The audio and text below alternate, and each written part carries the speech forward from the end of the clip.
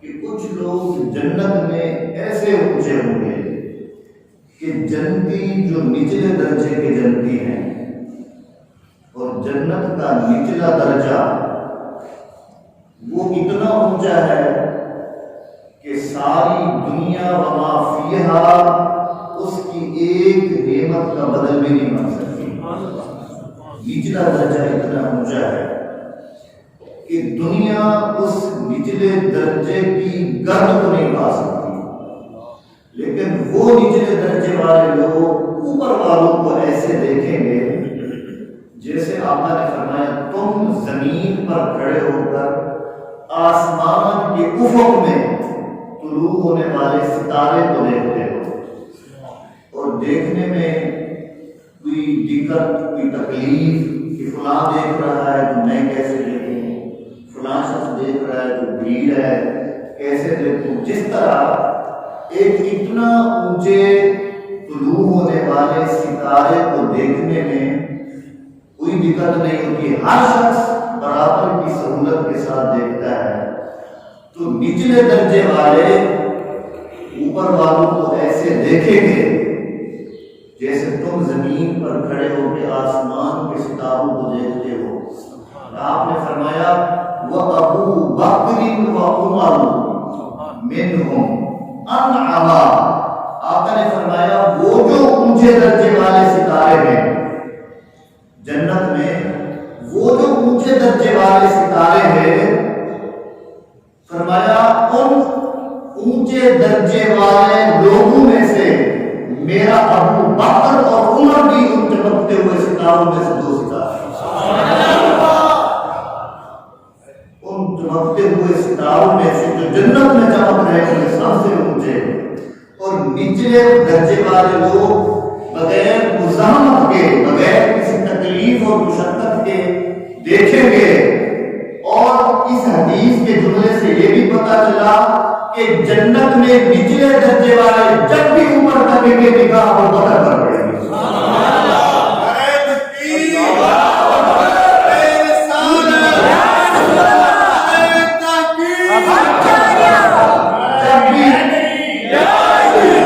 جب بھی نچلے درجے والے جنتی لوگ جب بھی نگاہ اٹھا کے دیکھیں گے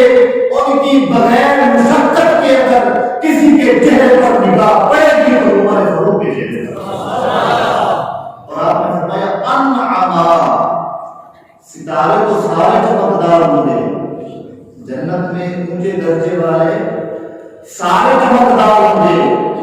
سارے حسین ہوں گے، سارے خوبصورت ہوں گے، فرمایا سارے ستاروں میں سب سے زیادہ چمکدار یہ دو ستارے ہوں گے، ابو بکر اور عمر ہوں گے، یہ دو ستارے ہوں گے۔ یہ مقام ہے صدیق اکبر کا کہ جنت میں بھی چمکتا ہوا ستارہ ہے، اور میں یہ جملہ کہتا ہوں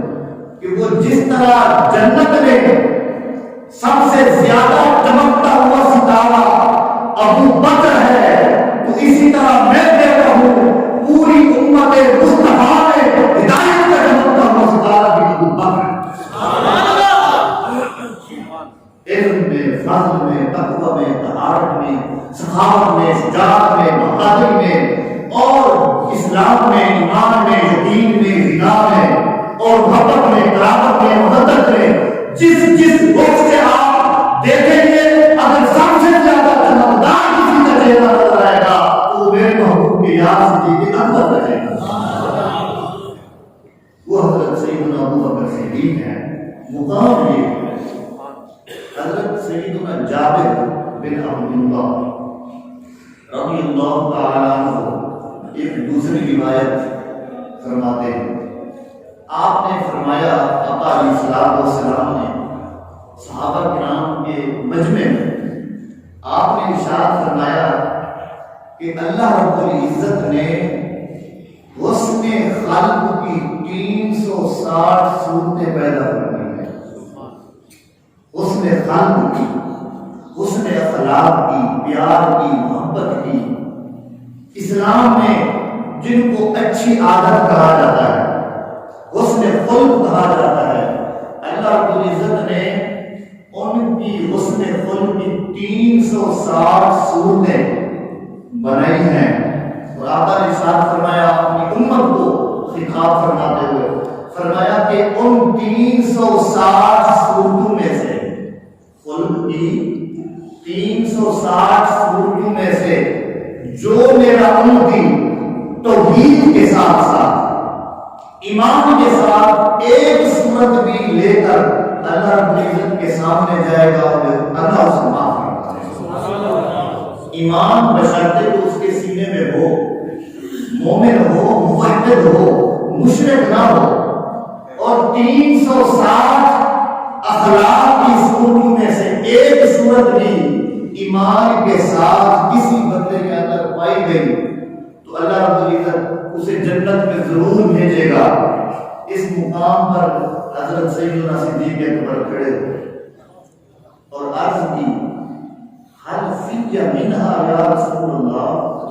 صلی اللہ علیہ وسلم۔ آپ نے عرض کی، حضرت سیدنا صدیق اکبر نے عرض کی، یا رسول اللہ صلی اللہ علیہ وسلم، وہ جو 360 صورتیں ہیں خلق کی، جس بندے میں ایک پائی جائے گی توحید کے ساتھ، وہ ضرور بے ضرور اللہ رب العزت اس کو جنت میں بھیجے گا۔ الفیہ منہا، یا رسول اللہ کیا کوئی ان 300 صورتوں میں سے کوئی ایک صورت آپ کے اس بوڑھے غلام میں بھی پائی جاتی ہے؟ آپ کی اس نوکر خادم میں کوئی ایک صورت، ان 360 صورتیں ہیں، کوئی میرے اندر بھی پائی جاتی ہے؟ آپ نے فرمایا، یا ابا بکر کلہم فیک یا ابا بکر، کہ ابو بکر وہ 360 صورتوں میں سے ایک نہیں، دو نہیں، 3 نہیں، 8 نہیں، 100 نہیں، فرمایا ابو بکر تیرے اندر 360 کی ذات اللہ رب العزت نے جمع کر دی۔ 360 صورتیں تیرے اندر جمع ہے، یعنی تیرا وجود ایسا ہے ابو بکر کہ سراپا نیکیوں کا نام ہے۔ 360 صورتیں اس نے خلق کی، اگر اس کے نام میں کسی کے اندر پائی جاتی تھی تو یاد بھار کے اندر پائی جاتی تھی، صدیق اکبر کے اندر پائی جاتی تھی، تو پھر کیا مقام ہوگا؟ اگر ایک پائی جائے توحید کے ساتھ وہ تو ضرور جنت میں جائے، اور جس کے اندر 360 کی ساتھ پائی جائے وہ تو جنت میں جائے۔ وہ جنت تو جب دروازہ کھلے گا میدان حشر ہوگا، لیکن وہ 360 صورتوں والا جس کے اندر اخلاق حسنہ کی ساری صورتیں پائی جاتی ہیں،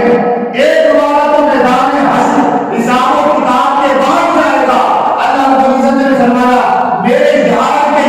اندر 360 صورتیں پائی جاتی ہیں، اس کو جنت میں نہیں بھیجتے، آپ کی وفات کے بعد جنت کے ٹکڑے لے جاتے ہیں۔ القبر روضۃ من ریاض الجنہ، کہ یہ جو زمین کا ٹکڑا ہے، ما بین بیتی و منبری روضۃ من ریاض الجنہ، کہ یہ جو زمین کا ٹکڑا ہے جنت کے ٹکڑوں میں سے ایک ٹکڑا ہے، جنت کے باغوں میں سے ایک باغ ہے، تو وہ 360 اس نے خلق والا ابو بکر آج بھی جنت کے باغ میں رہتا ہے، آج بھی جنت کے باغ میں رہتا ہے۔ حضرت سیدنا جابر رضی اللہ تعالیٰ عنہ تیسری حدیث روایت کرتے ہیں۔ تیسری حدیث، وہ حدیث یہ ہے کہ آقا علیہ الصلوۃ والسلام تشریف فرما تھے، جاء وفد عبد القیس، کہتے ہیں کنا نجلس مع رسول اللہ صلی اللہ علیہ وسلم، صحابہ کرام فرماتے ہیں ہم حضور کی خدمت میں بیٹھے تھے، آقا کی سنت میں بیٹھے تھے۔ جاء وفد عبد القیس، وفد عبد القیس آیا اور انہوں نے گفتگو کی حضور علیہ السلام کے ساتھ، اور اس میں سے ایک شخص نے نامناسب گفتگو کی، نامناسب گفتگو کی۔ فالتفت النبی صلی اللہ علیہ وسلم الی ابی بکر، آقا علیہ السلام متوجہ ہوئے حضرت ابو بکر صدیق کی طرف، حضرت صدیق اکبر کی طرف متوجہ ہو فرمایا حل سمیت یا ابا بکر، جو کچھ انہوں نے کہا ہے تو نے ابو بکر سنا ہے؟ حضرت سیدنا ابو بکر صدیق نے عرض کیا یا رسول اللہ سمعتہ و فہمتہ، میں نے ان کی گفتگو کو سنا بھی ہے اور سمجھا بھی ہے۔ تو انہوں نے ان میں سے ایک شخص نے نامناسب گفتگو کی تھی، تو آپ نے فرمایا ابو بکر میری طرف سے ان کو جواب دے، جو انہوں نے گفتگو کی ہے، جو اس کے اندر بحث مباحثہ کیا ہے، میری طرف سے ان کو جواب دے۔ تو حضرت سیدنا صدیق اکبر رضی اللہ تعالیٰ عنہ نے اس لفظ میں لوگوں کو جواب دیا۔ جب جواب دیا تو حضور نے فرمایا ابو بکر نے بہت اچھا جواب دیا۔ یا کسی کو کوئی بڑا آدمی کہہ دے کہ تم نے بہت اچھا بولا ہے، وہ خوش ہوتا ہے کہ نہیں؟ کسی کو کوئی شاباش دے دے کہ تم نے بہت خوبصورت کام کیا ہے، وہ خوش ہوتا ہے کہ نہیں؟ اور اگر کوئی اس دنیا کے عہدے پر فائز ہونے والا بڑا آدمی کہہ دے شاباش تم نے بہت اچھا کام کیا ہے، اس کی خوشی کی حد نہیں رہتی۔ جس کو سلطان کائنات نے کہہ دیا ابو بکر تم نے بہت اچھا جواب دیا ہے، اس کی خوشی کی بھی کوئی حد ہوگی کہ کتنا دل باغ بہار ہو گیا ہوگا۔ فرمایا ابو بکر نے بہت عمدہ جواب دیا۔ جب جواب دے کے فارغ ہوئے آقا نے فرمایا بہت عمدہ جواب دیا، اور پھر آپ نے آگے خوشخبری دی۔ خوشخبری دی، خوشخبری کیا تھی؟ آقا نے فرمایا اعطاک اللہ یا ابا بکر الرضوان الاکبر، کہ اے ابو بکر اس موقع پر اللہ رب العزت نے آپ کو رضوان اکبر عطا کیا ہے۔ رضوان الاکبر، آپ کو رضوان اکبر عطا کیا گیا ہے۔ فقال بعض القوم، بعض لوگ بولے اس مقام پر جو صحابہ کرام موجود تھے ان میں سے بعض عرض کرنے لگے رضوان الاکبر یا رسول اللہ صلی اللہ علیہ وسلم کہ اے ہمارے حبیب آپ بتائیں اللہ نے ابو بکر کو رضوان اکبر عطا کیا ہے، اور وہ رضوان اکبر کیا ہے؟ وہ رضوان اکبر کیا ہے؟ آقا علیہ الصلوۃ والسلام نے ارشاد فرمایا یتجلی اللہ لعبادہ فی الآخرۃ عاما ویتجلی اللہ لأبی بکر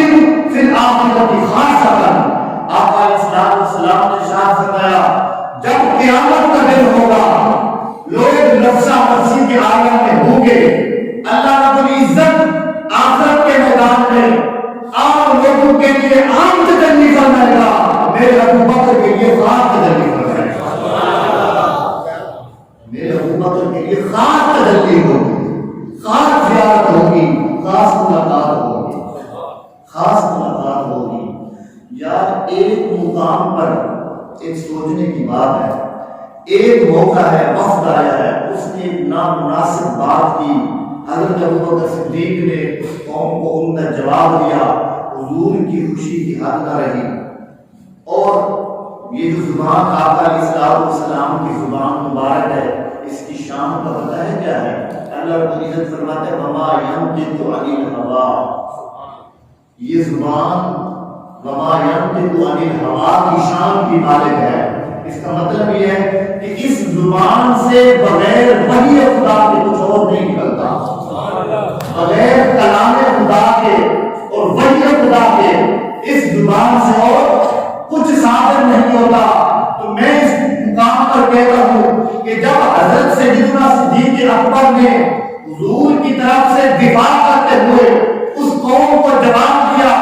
دیکھنے میں تو حضور کی زبان سے رضوان اکبر کی خوشخبری نہیں تھی، کیونکہ اس زبان سے کلام خدا صادر ہوتا ہے، تو اس کے قصد یہ بات ثابت ہو رہی ہے کہ خود خدا کہہ رہا تھا کہ ابو بکر تجھے رضوان اکبر عطا کر دیا،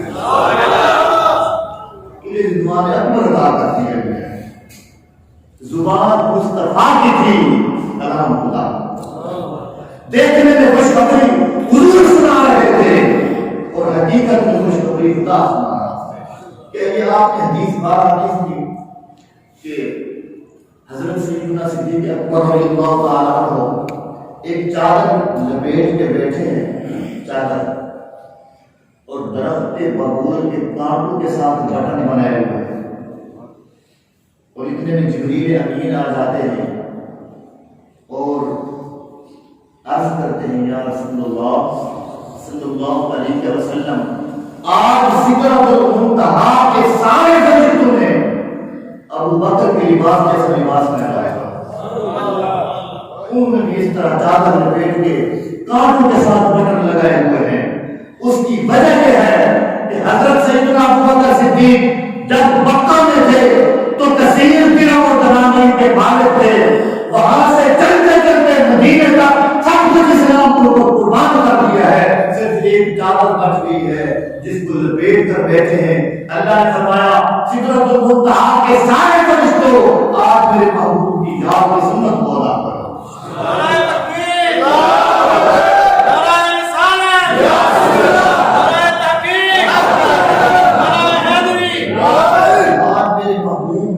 یار کی سنت ادا کرو، اور اللہ رب العزت فرماتا ہے یا رسول اللہ، اللہ رب العزت آپ کی یار ابو بکر کو سلام کہتا ہے، السلام علیکم یا ابا بکر، اللہ تمہیں سلام کہتا ہے، اور اللہ رب العزت فرماتا ہے کہ میرے پیارے حبیب اپنے اس یار سے پوچھو کیا تم اپنے رب پر راضی ہو؟ اس حال میں انت راض عن ربک، کیا تم اس حال میں اپنے رب سے راضی ہو؟ رب پوچھ رہا ہے اپنے بندے سے، کوئی عام انسان، کوئی فرشتہ نہیں پوچھ رہا، کوئی بندہ انسان نہیں پوچھ رہا، وہ حضور نہیں پوچھ رہے کہ کیا مطلب تم مجھ سے راضی ہے، رب سے راضی ہے، وہ حضور نہیں پوچھ رہے، خود رب کے نام پوچھ رہا ہے حضور آپ اس سے پوچھیں کہ یہ اپنے رب سے راضی ہے اس حال میں سب کچھ لٹا کر جھاڑو دے کے تو آیا ہے اور ایک چادر بچا کے بیٹھا ہے، پوچھو کہ اپنے رب پر راضی ہے کہ نہیں؟ جب رب کی طرف سے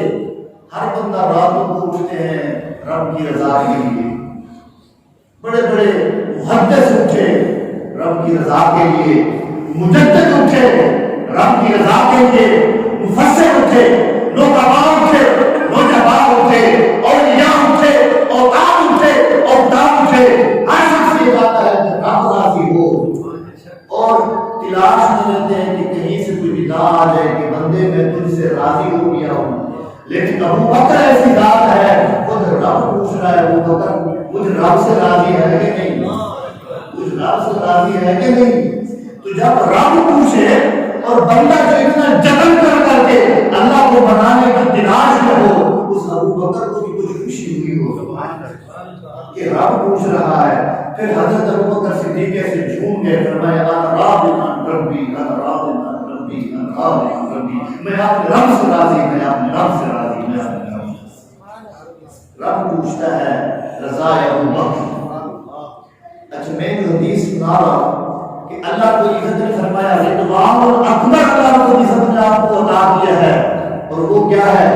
کہ خاص تجلی ہوگی میدان حشر میں ابو بکر پر۔ یہ تو ایک کام کیا ہے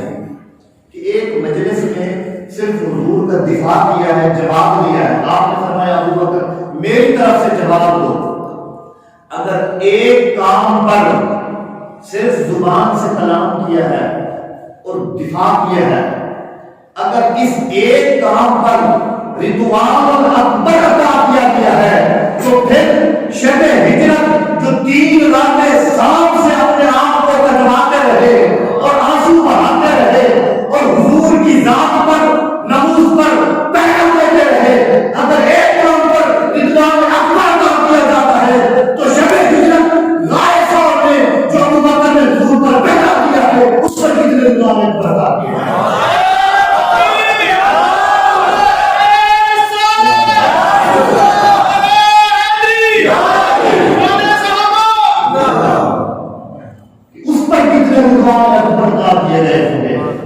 اس پر اللہ رب العزت کی ذات حضرت ابوبکر صدیق کی ذات پر کتنا خوشبوئی ہوگی۔ ایک موقع پر رضوان اکبر کی خوشبوئی ہے تو میرا ایمان یہ کہتا ہے کہ جب حضرت سیدنا صدیق اکبر یہ 500 فٹ کی بلندی پر رائے سور کہ اس دہانے پر جب سید المرسلین کو آپ نے کاندھ پر بٹھا کر یہ پورا حضرت ابوبکر صدیق جب حضور کو اٹھا کے وہ جا رہا ہوگا، اللہ رب العزت اسی طرح ہمارے اندر کی سلام کر رہا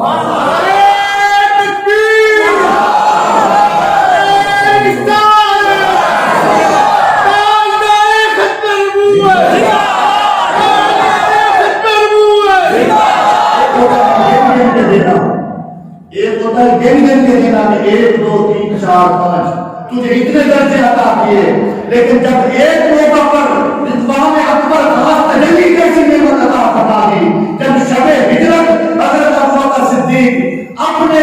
پاؤں میں کانٹے کو برداشت کرتے ہیں، اس پر گرم دھوپ بھی برداشت نہیں کرتے، اس مقام پر اللہ نے کیسے نشاور تقدیم کیا۔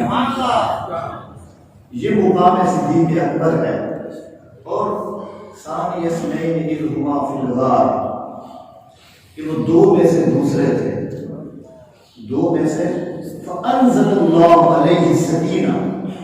اللہ نے اوپر سکینہ اتارا، سکینہ اتارا، سکون اتارا۔ وہ سکینہ ایک ایسا لفظ ہے جو اللہ رب العزت کی رضامندی کی ساری جہات کو شامل ہے، ساری جو اللہ رب العزت کی رضامندی کا گلدستہ ہے اس پر لفظ سکینہ کو لگاتا ہے۔ اللہ رب العزت کے رحمت کے جتنے پھول تھے اللہ نے ابو بکر پر اتار دیے، ابو بکر پر اتار دیے۔ اور میں آپ کو ایک بات بتاؤں،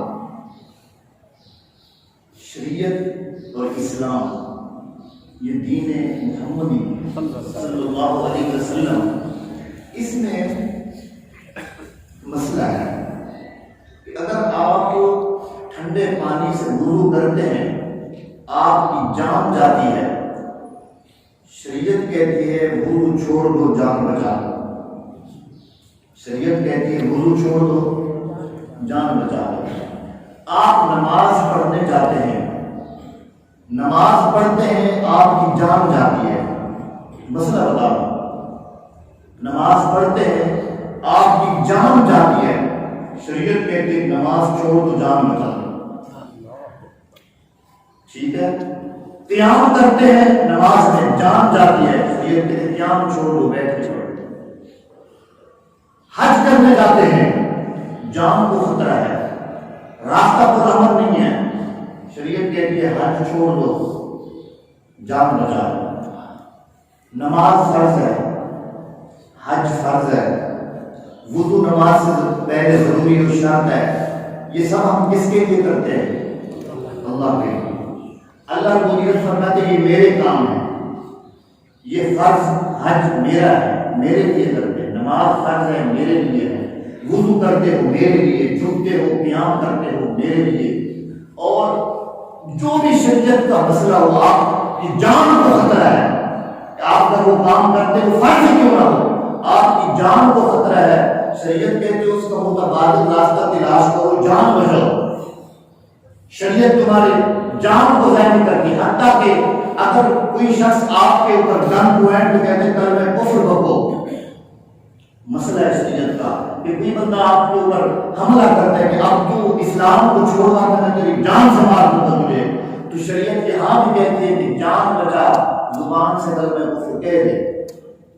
دل تیرا مطمئن ہونا چاہیے، دل میں اطمینان، دل سے انکار نہیں کرنا، لیکن زبان سے جان بچانے کے لیے کلمہ کفر کی اجازت ہے۔ لیکن حضرت سیدنا صدیق اکبر رضی اللہ تعالی عنہ نے غار ثور میں ایک بڑا درس دیا ہے اور فرمایا کہ اللہ کے فرائض ہوں، فرض چھوڑ دو جان بچا لو، نماز چھوڑ دو جان بچا لو، حج فرض جیسی عظیم نعمت چھوڑ دو جان بچا لو، اور وضو چھوڑ دو جان بچا لو۔ لیکن صدیق اکبر نے فرمایا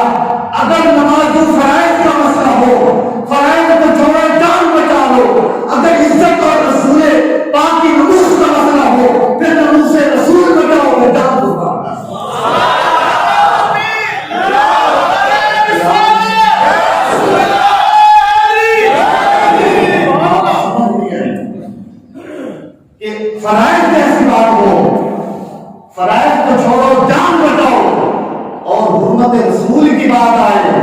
پھر حرمت رسول کو بچاؤ، جان قربان کرو،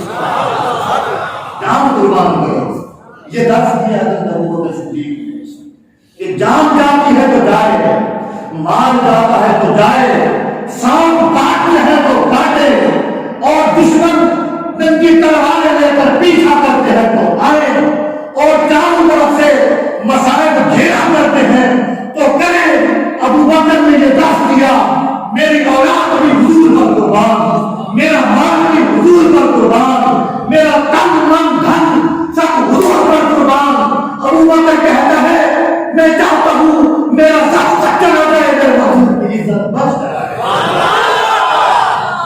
میرے محبوب کی عزت بچ جائے۔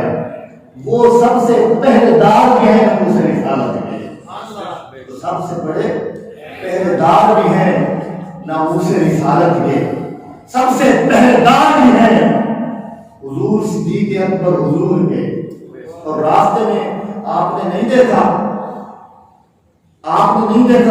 کہ جب حضرت صدیق اکبر رضی اللہ تعالیٰ عنہ غار ثور میں چڑھ رہے تھے تو حضور علیہ السلام کو اپنے کانوں پہ بٹھایا ہوا ہے، اور آپ کے ایڑیاں مبارک حضرت ابوبکر صدیق کے سینے سے لگ رہی ہیں، اور حضرت ابوبکر صدیق چڑھتے چڑھتے کبھی ادھر جاتے ہیں، کبھی ادھر جاتے ہیں، کبھی ادھر جاتے ہیں، کبھی ادھر جاتے ہیں۔ آپ نے فرمایا ابوبکر یہاں سے سیدھا راستہ ہے، ادھر ادھر کیا جاتے ہو، کیوں جاتے ہو؟ حضرت ابوبکر صدیق نے عرض کی یا رسول اللہ صلی اللہ علیہ وسلم فداک ابی و امی انت یا حبیب اللہ، میرے ماں باپ آپ پر قربان ہوں، جب سے آپ کو کاندھے پر اٹھایا ہے اس غار ثور کی طرف جانے والے راستے میں جتنے پتھر پڑے ہیں ہر پتھر مجھے آواز دیتا ہے ابوبکر ایک قدم میرے اوپر بھی رکھتا ہے۔ سبحان اللہ، ارے تکبیر،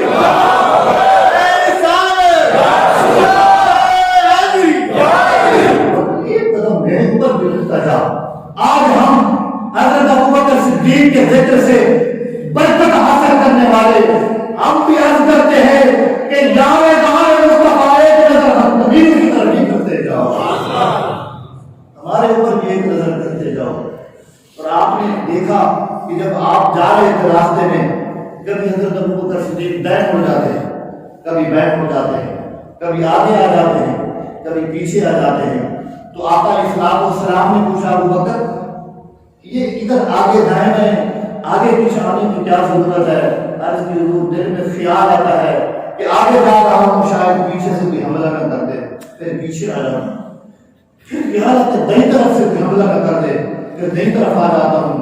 پھر بائیں طرف آ جاتا ہوں، جدھر جدھر خیال مجھے لے جاتا ہے آپ کے خیال کی خاطر ادھر ادھر بھول جاتا ہوں۔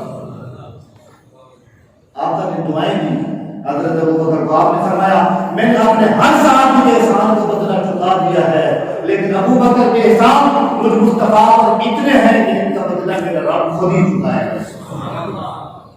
یہ حضرت ابوبکر صدیق ہیں۔ آخری حدیث سنو، ام المومنین حضرت عائشہ صدیقہ رضی اللہ تعالی عنہا ایک دن عرض کرتی ہے یا رسول اللہ صلی اللہ علیہ وسلم یہ جو آسمان پر ستارے نظر آ رہے ہیں اتنی کثیر تعداد میں، کیا آپ کی امت میں سے کسی کی اس آسمان کے ستاروں کے برابر نیکیاں ہیں؟